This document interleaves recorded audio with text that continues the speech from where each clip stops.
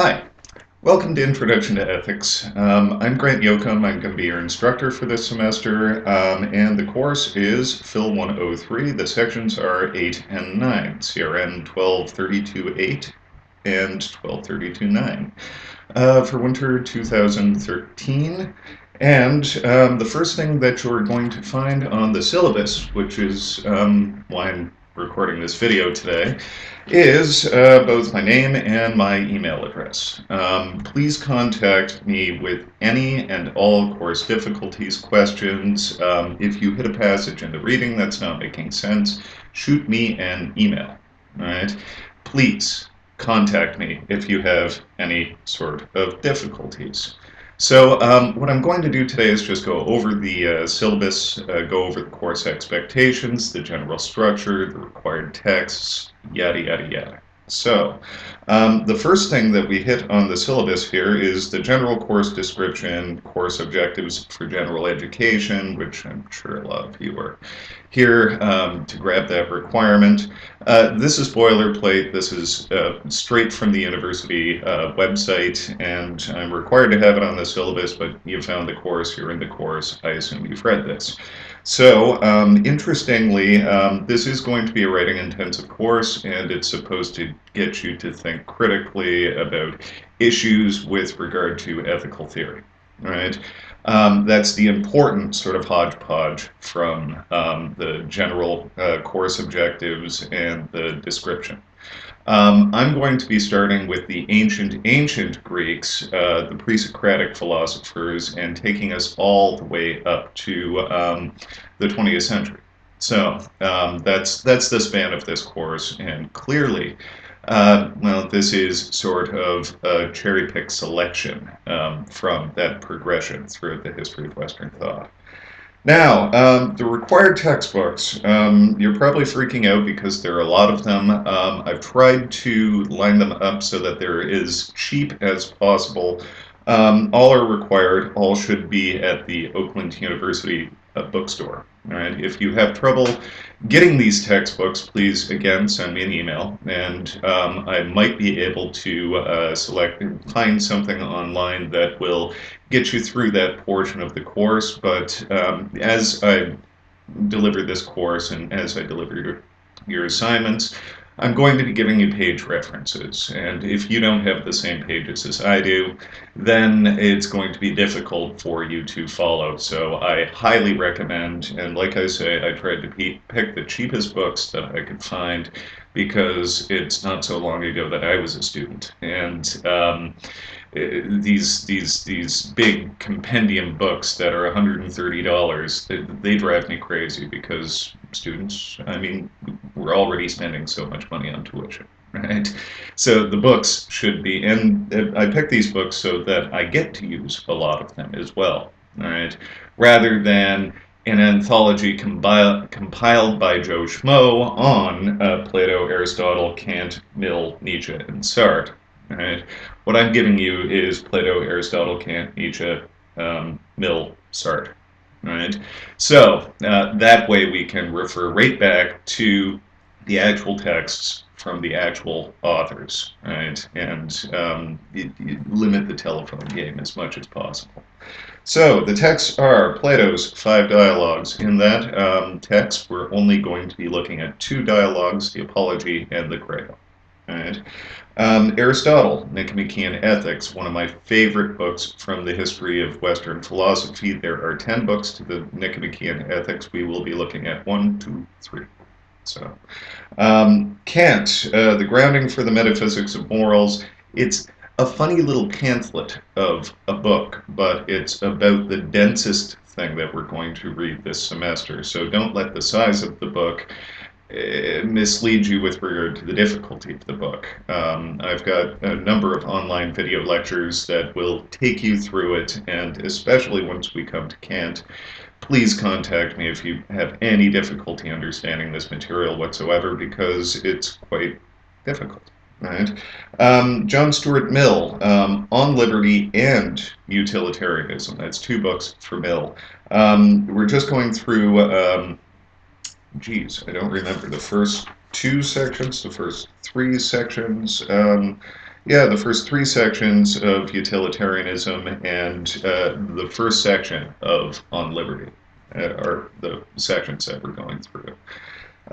Nietzsche, Beyond Good and Evil, we're just reading a smattering of that as well. And Sartre's Existentialism in Human Emotions, I think we're reading the first 51 pages or something along those lines.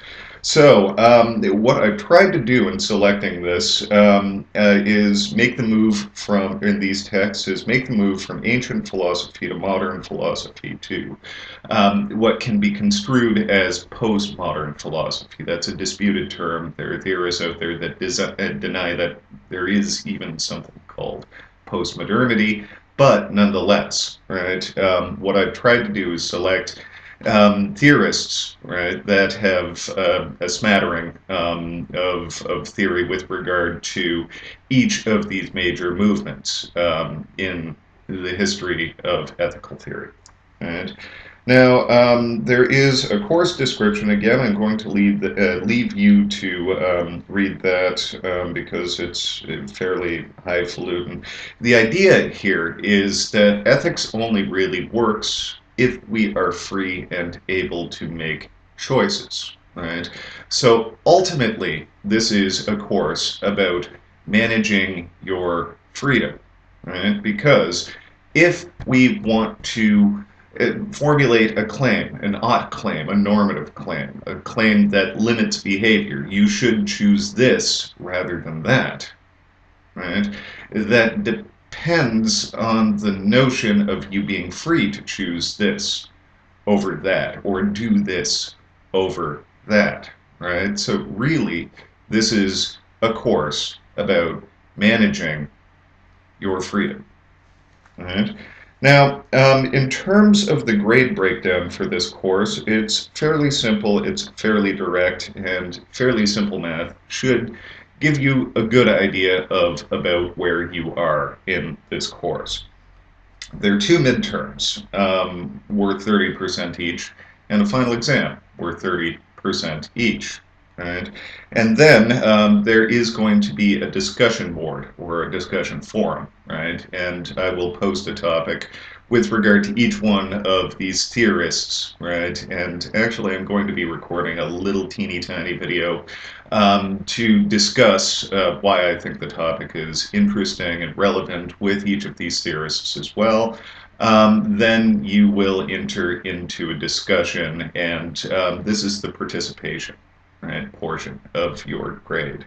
So 30, 30, 30, and 10. I give you a grade out of 30 on each of these. You add your grades of 30 together, plus you add the grade of 10 together, and guess what? You get 100, and that's your percentage in the course. More on that in a minute. Now, I have a number of, well, three course policies with regard to this course. And I should say this section of the syllabus is here only because I have had problems in the past. All right, so to start right off, the first policy has to do with plagiarism. And unfortunately, I'm going to have to wag my finger even before I've met you or even before we've done something together, which I'm aware gives the effect of criminalizing you even before you've acted, which in the context of an ethics course is really quite interesting. But nonetheless, I'm a big believer in solving a problem before it becomes a problem, so this is the policy on plagiarism. In addition, I noticed that through the library they are doing an online sort of instruction with regard to plagiarism and referencing and that sort of thing. I'll post the link to the library webpage onto the Moodle as well. Moodle, I sound like my mother. Anyhow, and then that'll be there for your reference. If you're nervous about this plagiarism, there is this online instruction that you can take for free as part of your tuition at Oakland University. Right? It's a little online training course. Not sure how long it takes, but nonetheless, this is the policy. Plagiarism, plagiarizing the work of others. Plagiarism is using someone else's work or ideas without giving the person credit. By doing this, a student is, in effect, claiming credit for someone else's thinking. Whether a student has read or heard the information used, the student must document the source of the information. Right? Now, that's interesting because what this points up is that there is information out there that you can make reference to help you explain what you are thinking and talking about. The only thing that's required is that if you're using somebody else's words, ideas, thoughts, you tell your reader about it. Right? Otherwise, in effect, what you're doing is stealing somebody else's claim. So, where was I? When dealing with written sources, a clear distinction should be made between quotations, which reproduce the information from the source word for word within quotation marks, and paraphrases, which digest the source of information and produce it in the student's own words. Both direct quotations and paraphrases must be documented. Now, this sounds scary, I guess, right? But it's really not. I'm engaged with writing quite a bit, and seriously, if I'm digesting someone else's argument, I've got one that I'm going to be working on a little bit later this afternoon from a guy by the name of Mark Kingwell. I'm making reference to Chapter 7 of his Concrete Reveries. All right. So basically, at the start of of this section of the paper, I'm just going to throw a footnote and say most of this is digested from Mark Kingwell's Concrete Reveries, published by this house on this date in this city, yada yada yada. All right. See Chapter 7. All right. Whereas, if I'm taking a chunk of the text, I need the page reference, the author, the title of the book, etc., etc. Right? The idea is, if somebody is looking for it, right, they should be able to go find it. Quotations are generally used as evidence for your claims, right? And paraphrases are generally used as additional support for your claims, right? So it's not just you claiming that such and such is the case. It's, for example, my buddy Mark, right, as well. Right? So you've got to reference both. Right?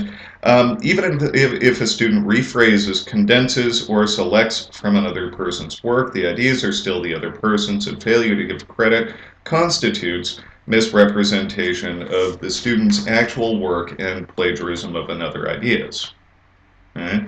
Now, recently I've heard of cases where, sort of big name researchers have been found to have extracted and claimed credit for others' work. You know what happens in those cases? Those researchers get fired and they get their names just blown out of the water. Nobody will ever trust anything they write ever again. This ruins careers of higher level academics. Institutions, I've heard of entire book series being retracted, right, yanked out of every library in an entire country as a result of this, right? So this is a big deal, right? Then finally and importantly, buying a paper using information from the World Wide Web or Internet, I found that redundant, without attribution and handing it in as one's own work is plagiarism. And note on the syllabus, I give you the reference to the student handbook where this policy from Oakland University's plagiarism policy is. So I'm not plagiarizing the plagiarism policy. Right? Now, there are a few sentences right at the end that detail the course policy on plagiarism, which is zero tolerance. And if these degrees are going to mean anything, we need to be producing original work, and instructors for your courses have to be assessing the work of the students who have submitted the work and not Joe Schmo, right, on Plato, Aristotle, Kant, Mill, Sartre, Nietzsche. Right? So, right, your education is meaningless if you've in effect stolen somebody else's work, and this is why, one of the reasons why it's such a big deal. It's an act of theft, really. So, any student suspected of this form of theft will automatically be passed on to the academic review board that's through the Dean of Students office. I've had a number of cases, right? I think over 40 at this point, that have gone through the Dean of Students office. This is just what my contract stipulates I have to do. Right? I'm following the rules. If I don't do this, I'm in trouble. Right? How this works is I am, the university sees me as an adequate judge of the quality of your work, but determination of authorship, they don't consider me the authority on that, right? So if I suspect plagiarism, I have to pass it on to a board of inquiry, which looks into the matter, and at that point, the whole of your academic career is up in the air, right?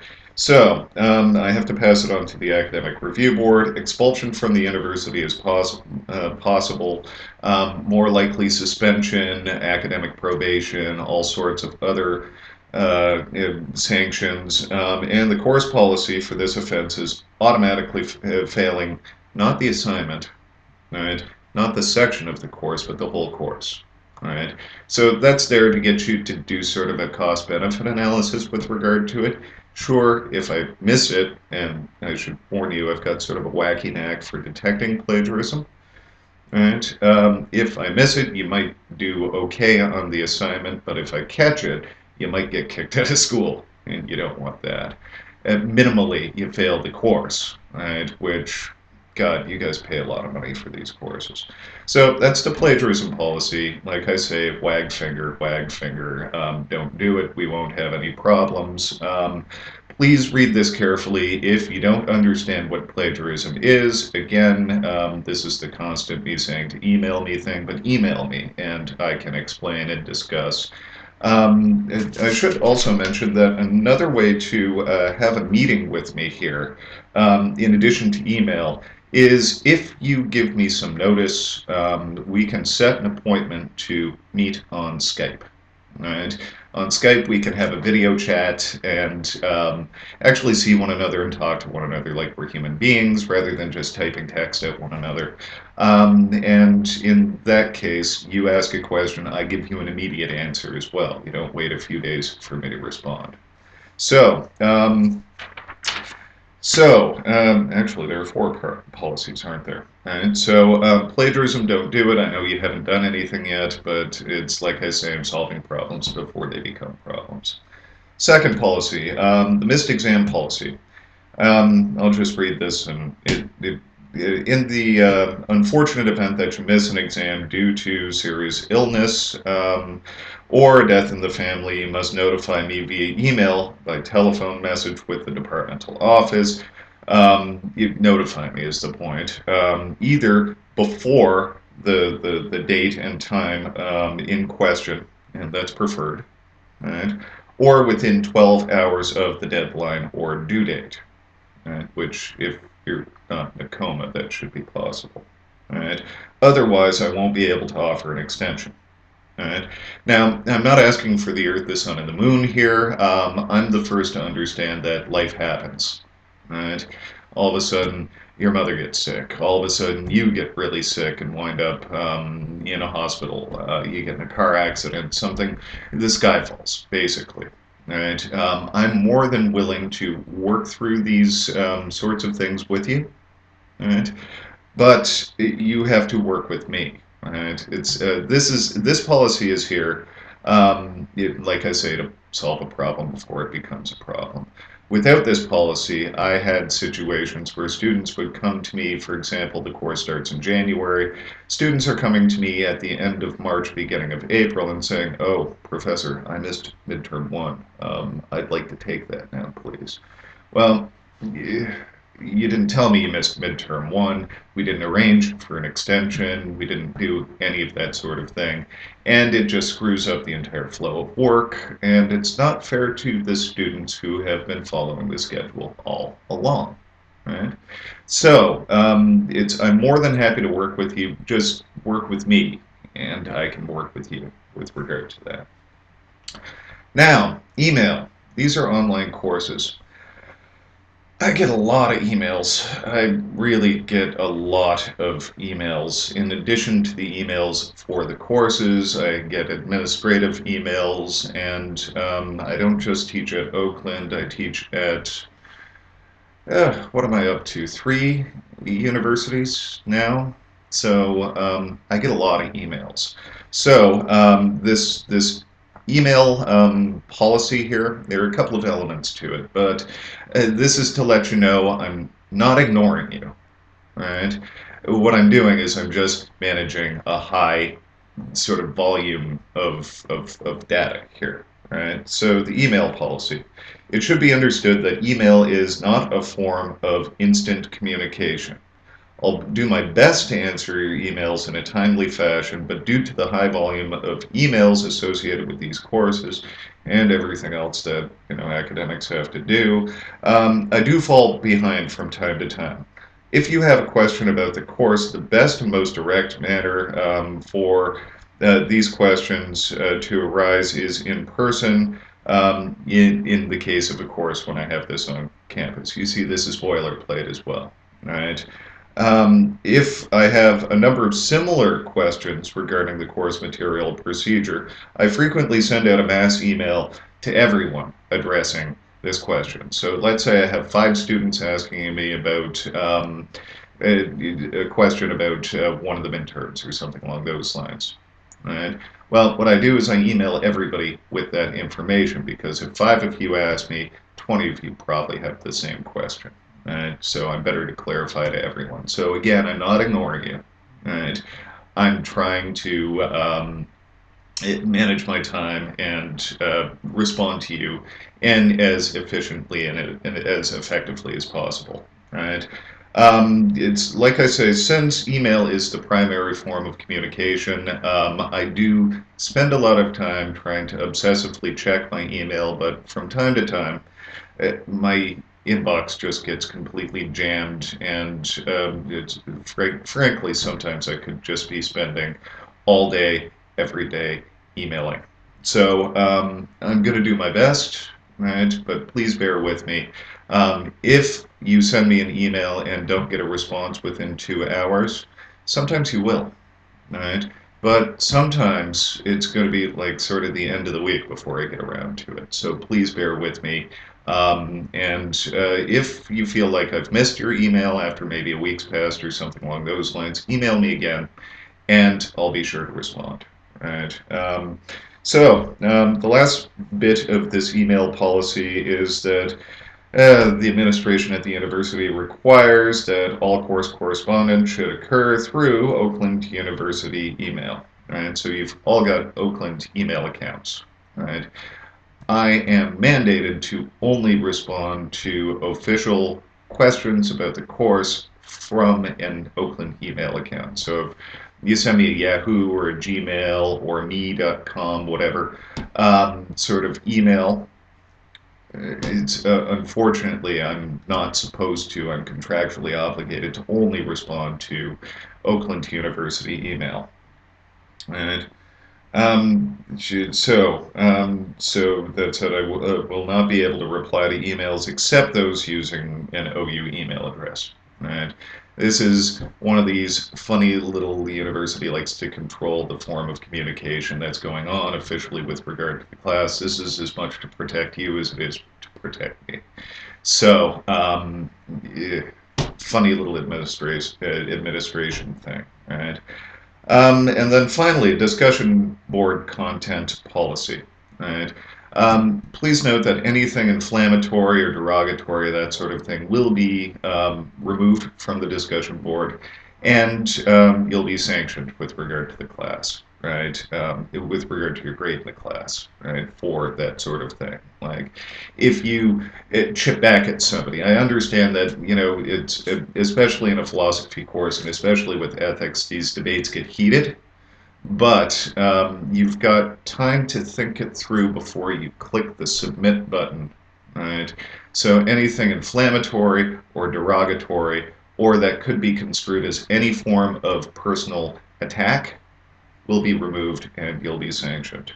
The discussion board for this course is intended and should only be used for discussion of the course material. Right?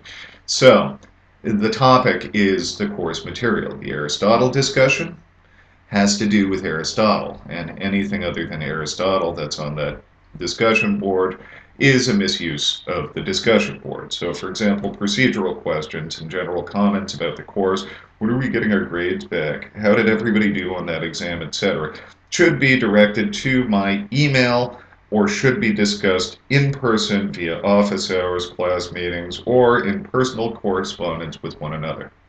All right? So, all right, if it's a procedural question or if you're just trying to have a relationship with somebody else in the course, that sort of thing, like a friendship, what you're going to do is email one another directly. These discussion forums are not discussion boards like you would find on the internet, or you're not blogging with these things, is the idea, right? This is an instructional resource only and should be treated, not be treated like a blog or more general forum. I guess I just said that. All right. So those are the policies for the course. And like I say, this is the part of the welcome video I don't like because I'm wagging my finger at you and you haven't done anything. Well, yeah, welcome to the semester. Here's some policies. Don't do these things. We'll be just fine. Okay, so evaluation. First off, I want to talk about the discussion board. The discussion board is a wonderful resource because one of the things that this class is one large reading group, right? So just as much as you're paying for the opportunity to take this course, because I've taught it a number of times and I've got a good deal of training in this area, and it's, I guess you can consider me an expert, you're also paying for this course because you're taking it with a bunch of other people that are working on the same material as you are. This course is effectively a think tank. We're going to be working through ideas, and you're going to be helping one another understand this material just as much as I'm going to be attempting to help you understand this material. Right? So you to one another are resources. Right? I don't like that language, but nonetheless, you get the idea. Right? So each figure that we study in this course will be accompanied with a discussion topic posted to Moodle. You're expected to enter debates, offer criticisms, and generally discuss the nuances of the theoretical positions of each of these figures via this Moodle forum. At the end of the semester, a grade out of 10 points will be assigned based on the frequency, relevance, and quality of your participation. For example, posts like, I agree, or Aristotle stupid, or without any additional comments will be insufficient to garner a good grade. Please note that I'm looking for a discussion amongst students with regard to the material, and not merely, this isn't a reflection board, right? So you should be commenting on each other's reflections in addition to just reflecting yourself on the material and presenting it, right? So it's been said by a number of theorists, but most notably by a guy by the name of George Wilhelm Friedrich Hegel, that the nature of philosophy is dialectical, right? This is how we learn things, by entering a dialogue with one another. And you'll see that with the first of the major texts that we're engaging with in this course, the two works by Socrates in the Plato book, the Five Dialogues, are, well, as the title suggests, dialogues. Right? Plato's getting into conversations, right? So that's what I'm trying to accomplish with this discussion board. Now, you should note that as soon as I post a discussion forum topic, it's there all semester, right? So I post the Socrates topic, we move on to Aristotle. Socrates is still up, right? So if you think about something, you learn something about Socrates from reading Aristotle, Kant, Mill, Sartre, Nietzsche, you go back and comment on that forum, right? It's a place for you to work out your ideas. Beauty of the forum is you get grades. You don't necessarily need to be right. On the exams, you need to, in a sense, get the right answer, right? Make the right argument. Reference the material, right? It's what the discussion forum is for you to work out your rough ideas. So If you're wrong, but you're wrong in an interesting way, and you sort that out through discussion, you get big grades for that. Right? So that's 10% of the course. That's what it's intended for. I highly discourage people to wait until the day of the final exam to go through and do all of those posts. Conceivably, you could, but you're not going to get as much from it. These are resources to help you study for your exams as well. Right? I can tell you about my Intro to Philosophy and my Intro to Ethics course. Right? When I was taking it, I had a group of friends. I always made a point of making 3 or 4 friends in the course, and we would get together and study with one another because I found that the conversation about the material with my other students, right, helped almost more than the mainline lecture discussion, right? Because at that point, we're making the inferences ourselves, right, and not being guided, right? So we have to rely on ourselves there, right, and on one another, right? So this is the really interesting part of the course to me, right? Exams divided into 3 sections containing 2 philosophers each. Each of the midterms and the final exam for this course will be the same format. We will test only the section that we are working on at the time. So, for example, the first exam is Socrates, Aristotle. Right? After the first exam, you'll find references to Socrates and Aristotle, but you won't be tested directly on that material again, right? So they're not comprehensive exams. The final exam, you won't have to think back to January in order to engage with that material.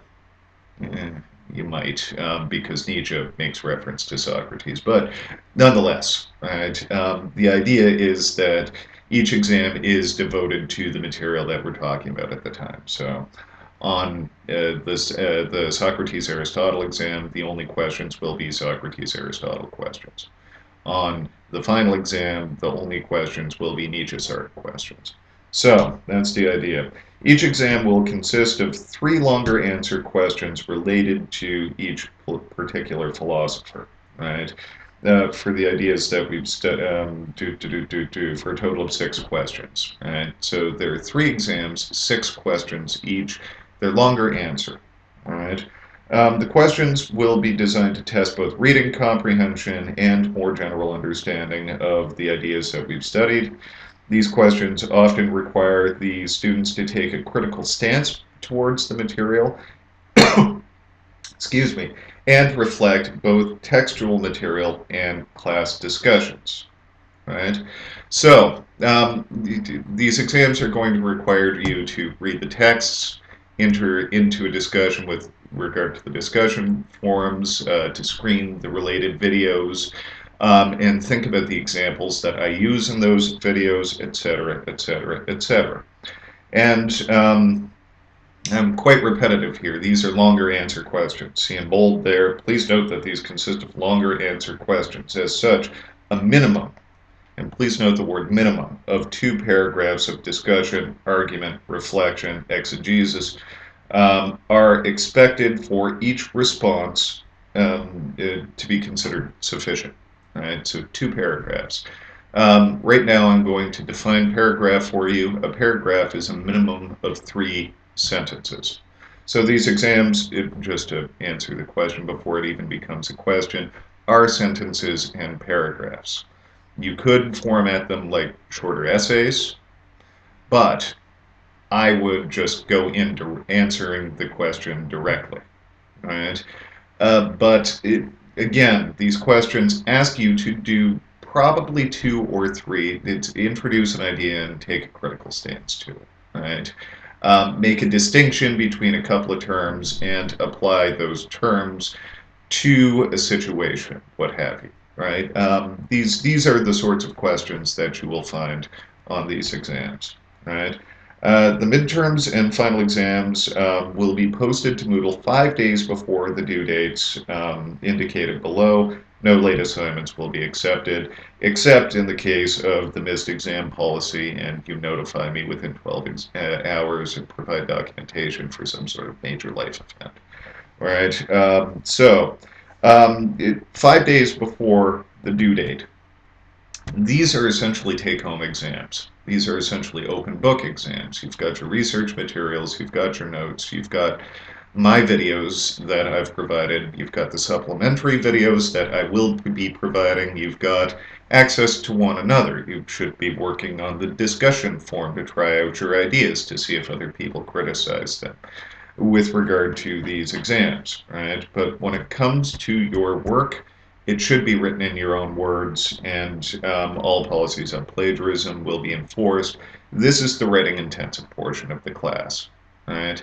And I give you a good deal of time on this for a few reasons. First off, the 5-day period is because you're taking this course because your schedules are sort of jumping around on you, right? You're ideally likely taking this course because you can't meet on Tuesdays and Thursdays on campus, right? Because you've got a job, because you're doing an internship, because you're etc. All right, so 5 days should give you enough wiggle time to get around to working on this assignment. All right. Additionally, I don't like a do or die exam. I don't like it. It's unphilosophical, right? The idea of philosophy is that thinking about these ideas takes time. This isn't Jeopardy, right? This isn't Who Wants to Be a Millionaire. This isn't one of those get the right answer quick kind of quiz shows, right? It takes time to think about and mull over these questions, and this is complicated material. So you're going to need the time for reflection, right? That's why that's that way. Right. Now, in terms of instructional technology to be used by this for this course, Moodle is your hub. Right. So figure out how to log into Moodle. There are tutorials about how to use Moodle. If you're not sure about how to use Moodle, please go through those tutorials, figure it out. Each of the exams, for example, I will be issuing comments on via Moodle. If you're not seeing comments pop up when you get a grade for your exam, contact me or contact eLearning support, right? And they will show you how to log on to Moodle and show you how to view those comments. I say this because I've had a couple of students in the past say that all semester they weren't getting my comments. And I actually put a good deal of effort into issuing comments with regard to the material, right? So to log into Moodle, what you do is use your user ID and your password, same one for your email, right? The easy way to find Moodle is go to the Oakland University webpage, type in Moodle in the search bar, it pops up, first hit result, and away you go. I'm sure a lot of you have used Moodle before, though. You will receive an email, like the welcome one, with this video attached to notify you of new class assignments and resources, new resource posts. This semester lectures will be video recordings posted to YouTube, like this one. In all cases, these resources will be posted to Moodle. You can expect the following as the course progresses. Links to video lectures on YouTube, like this one. Links to other background video resources will be posted to Moodle as well. I've got a few. There's a guy by the name of Rick Roderick. I like to reference. He's West Texas. You'll like him, and a wonderful philosopher who's very engaging. A fellow at Harvard by the name of Michael Sandel. I reference him for the Kant and the Mill material. He does a wonderful job of furthering the explanation and uses different examples and has a slightly different tact on it than I do, which is interesting. Notes and handouts. If the need arises for notes and handouts, they'll be posted to Moodle as well, and course assignments will be submitted through Moodle and posted to Moodle for your action. Right. Now, the important dates. Midterm 1, due Friday, February 8th by noon. Midterm 2, due Friday, March 15th by noon. The final exam will be posted on April 17th and due April 23rd by midnight, well, 5 minutes to midnight, and the discussion boards for this course will close April 23rd at 5 minutes to midnight as well. All right. So those are the dates that you should write in your calendar.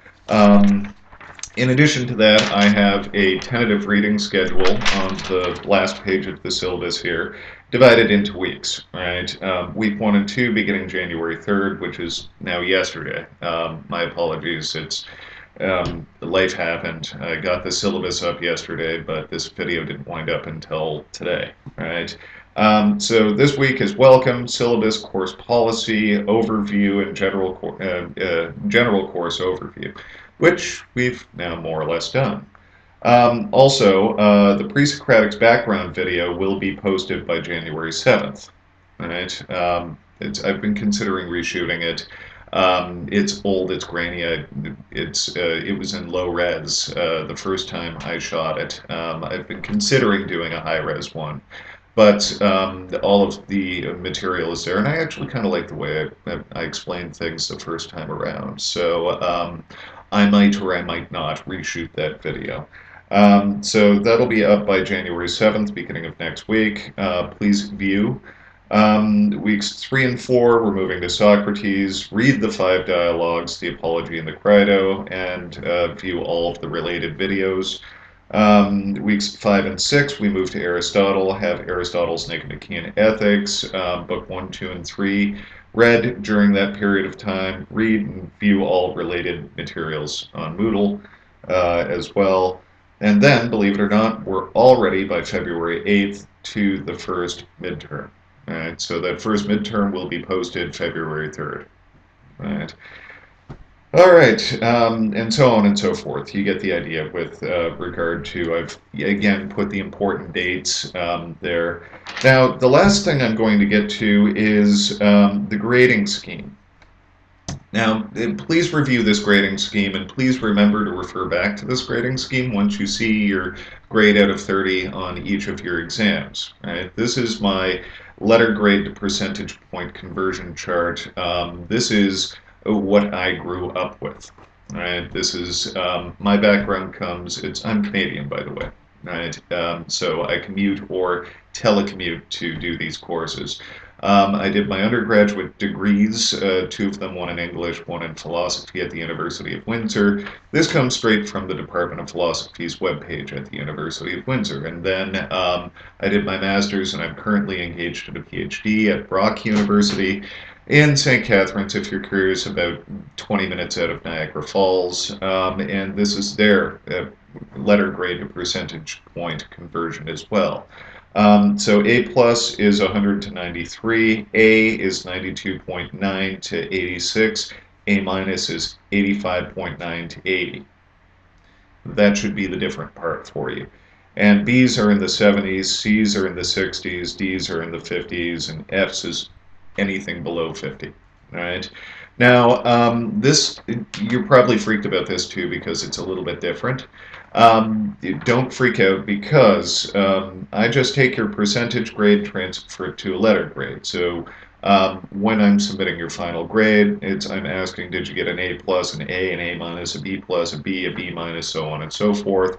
And then I take the table below that one, the letter grade to grade point conversion chart from Oakland University's Office of the Registrar, and I convert your letter grade to the only thing the Office of the Registrar ever sees, which is a 4-point grade, 4.0, 3.9, 3.8, etc., etc., etc. Right? So that's how I do the math, just so that everything's clear and you don't freak out when I give you a 72%.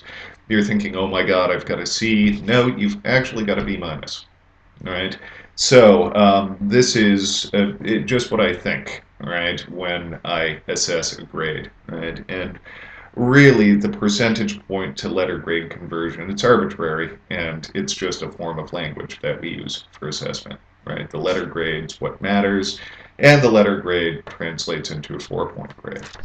So, the last thing that I want to mention with regard to this class, um, in addition to keep up with the reading, view the lectures, and contact me with any difficulties, which I've already harped on. All right. What I want to say is don't spend a lot of time trying to figure out what my position is. Don't do that. There's there's no point in it, right? Because my position is not the point of this course. It's you engaging with this work, you reflecting on this work, you making arguments with regard to this work. It's you developing an understanding of the general movements in the historical development of ethical theory. Right? In fact, in the discussion forums and in your assignments, you should feel free to question my positions. Right? If I make a claim and something seems fishy about that claim, the reasons don't seem to stack up. The best students I've had over the past embarrassing number of years that I've been doing this, God, we're almost at a decade now, right, of me teaching at Oakland even. Right? Anyhow, the embarrassing number of years, right? The best students I've had have been the ones that have offered criticisms of my positions. Right? They've really dug into the material and really questioned every element of the theory. Right? And what's more, this is an ethics class. Each one of these theorists, they're trying to tell you what to do. They're trying to tell you that you should do this rather than that. You know what? They're doing more than that. They're not trying to tell you, well, you should eat your vegetables, or you should not kill other people, or you should be kind to people. What they're doing is even deeper than that. Right? What they're doing is trying to tell you not what to do, but tell you how to determine what to do. That's a big deal. Right? It's not just do X, don't do Y. Right? It's how you determine if you should do X or not do Y. Then you should use this method. That's quite personal and has quite personal consequences. If they're right, it should change your life. And if they're wrong, it deserves a response. Right? So these guys are implicating you. You should engage with this material. Right? You should ask yourself at every turn, what would living in the way that Socrates, Aristotle, Kant, Mill, Nietzsche, Sartre require me to live? What would that look like? Is it possible? Is it feasible? Do I want to? Why or why not? Right? What are my motivations when I'm trying to evaluate this? Right? Once we get to the end of this course, especially with Nietzsche, it's interesting. Right? He is going to point out one absolutely beautiful critical reflection on the whole of ethical theory. It took us like 2,300 years to get to the point where we could even ask this question. What you're going to find is that through this course, what we're going to be doing is engaging with each of these theorists. We're going to look at their normative claims. We're going to look at their odd claims. We're going to look at the theoretical basis for determining what we should do and what we shouldn't do. And how it's tempting to evaluate each of these positions is in terms of its conclusions. Right? Kant says we should tell the truth. Kant says we shouldn't kill one another. Kant says that we probably should help one another, and we should probably develop our talents. Well, do we agree with these conclusions? Then we like Kant. Kant's ethical theory works. It's good. Right? But look what we're doing there. Right? What we're doing is looking at the conclusions and asking if we already believe what the conclusions of the ethical theory yields. In a very real sense, it's unscientific. What happens in an experiment when we get a result that surprises us or that we don't like? We run through the experiment again, we verify the result, and then we have to adjust our understanding. Otherwise, what we're doing is we're skewing the results of our experiment to suit our beliefs. We're in the realm of belief rather than in the realm of scientia, which simply means knowledge. All right? So what I want to do with this course is get you to critically reflect, not just on the conclusions of these ethical theories, right, but on the entire process of the argument, because each of these theorists are going to be presenting you with a rational means for determining right and wrong, not just a list of things that are right and a list of things that are wrong. So hopefully we'll find this semester interesting. I'm eager to start digging in with this material with all of you. Please expect the pre-Socratics background video shortly. It's by the 7th at the latest.